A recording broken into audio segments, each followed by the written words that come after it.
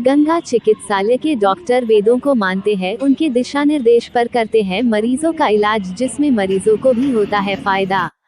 Doctor अनुज गुप्ता को दिख रहा है गरीब मरीजों का दर्द, पर डॉक्टर की बात मरीज समझ नहीं पाते। डॉक्टर अनुज घर बैठे ही मरीजों का करते हैं इलाज। गंगा चिकित्सालय में भी है मरीजों के लिए सुविधाएं, अजीबो गरीब है यहाँ बेड व नर्सिंग स्टाफ के साथ 24 घंटे डॉक्टर अनुज गुप्ता मौजूद। इनके यहाँ भी मरीजों के लिए भारी छूट। जलालाबाद के याकूबपुर चौराहे पर स्थित गंगा चिकित्सालय के डॉक्टर अनुज गुप्ता ने इस भीषण बीमारी डेंगू, टाइफाइड, चिकुनगुनिया, मलेरिया जैसी कई बीमारियों के बारे में मरीजों के लिए सुझाव दिए। डेंगू में मरीजों को हल्का खाना देना है, वहीं मरीजों को प्रोटीन वाली चीजों का सेवन कराए, जैसे नारियल पानी, कीवी, पपीता, दूध, जूस आदि फलों को खिलाएं। वहीं हल्का बुखार आने पर पैरासिटामोल की टैबलेट सुबह शाम दे, उसके बाद अपने नजदीकी डॉक्टरों को दिखाए। वही डॉक्टर अनुज गुप्ता गंगा चिकित्सालय फर्रुखाबाद रोड निकट याकूबपुर में मरीजों के लिए सस्ता उपचार के साथ इन्होंने भी मरीजों को बेड चार्ज फ्री, वही दवाई में 10% की छूट की भी व्यवस्था के साथ इमरजेंसी 24 घंटे सेवा उपलब्ध है।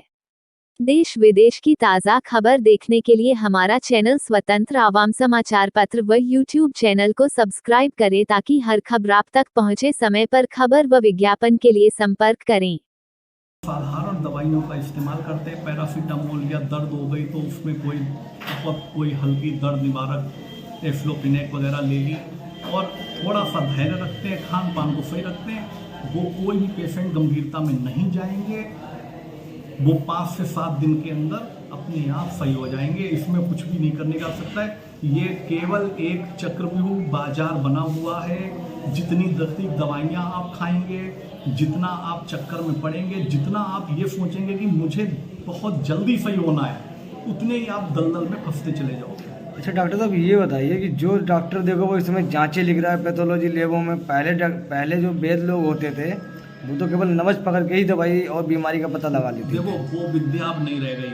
अब इसके पीछे अगर बहुत पीछे तक की बातें करेंगे तो बहुत विस्तार हो जाएगा।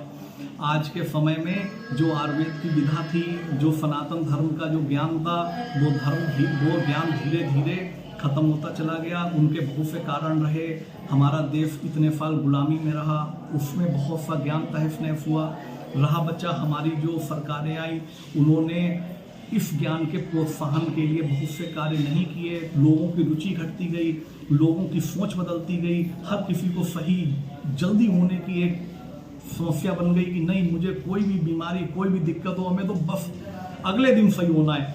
तो इस सोचने और बहुत से कई कारण रहे, और कुल मिला के हम तो अध्यात्मवादी व्यक्ति हैं। हम तो ये मानते हैं इसमें बहुत बड़ा कारण है कलयुग के प्रभाव का है, और आने वाला समय और भी कठिन हो जाएगा। यदि व्यक्ति अपनी प्राचीन विद्या की ओर, प्राचीन परंपराओं की ओर, प्राचीन ज्ञान की ओर अगर नहीं देखेगा तो आने वाले समय बहुत ही कठिन हो जाएगा।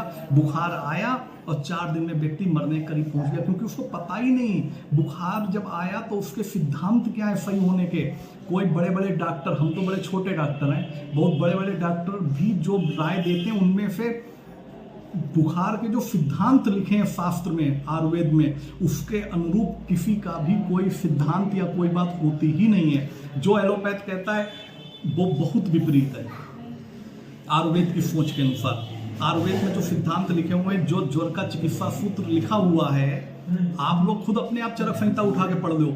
जो ज्वर का चिकित्सा सूत्र लिखा हुआ उसके अनुसार कौन, कितने डॉक्टर, कितने वैद्य राय दे रहे हैं। वैद्य तो रही नहीं गए, तो डॉक्टरों को तो पढ़ाया जाता है ये वायरल है, ये बैक्टीरिया है, ये ऐसा है, ये ऐसा है। उन्हें दिनचर्याजन्य व्याधियां क्या होती हैं, क्या किस ऋतु में किस दोष का संचय होता है। आप भी एक डॉक्टर के पद पे हैं, आप भी एक क्लिनिक चला रहे हैं। जब हमारे पास जो आता है उन्हें तो हम सिखाते हैं, और अपनी कोशिश, अब हम किसी के पास जाके किसी को दूर दूर तक कहीं, इतना हमारे पास न समय है नहीं, तो आपके हॉस्पिटल, जो मेरे पास आएगा आपके हॉस्पिटल हम ये सारी बातें समझाते हैं। आपके हॉस्पिटल में बताते हैं। आपके हॉस्पिटल में मरीजों के लिए क्या सुविधाएं हैं? हमारे अस्पताल में पेशेंट के लिए सही राय देने की सबसे बड़ी सुविधा है। हमारे अस्पताल में पेशेंट आता है, हम उसको जो उचित राय ये है कि उसका बुखार कम से कम दवाई खा के किस तरीके से ठीक हो सकता है, डॉक्टरों के बिना चंगुल में फंसे वो अपने घर में रह के कैसे ठीक हो सकता है, ये हमारे यहाँ की सबसे बड़ी राय और सबसे बड़ी जो अच्छाई कह लो या जो भी कह लो वो है। अच्छा, इसके बचाव के लिए आप ऋतुचर्या को समझिए।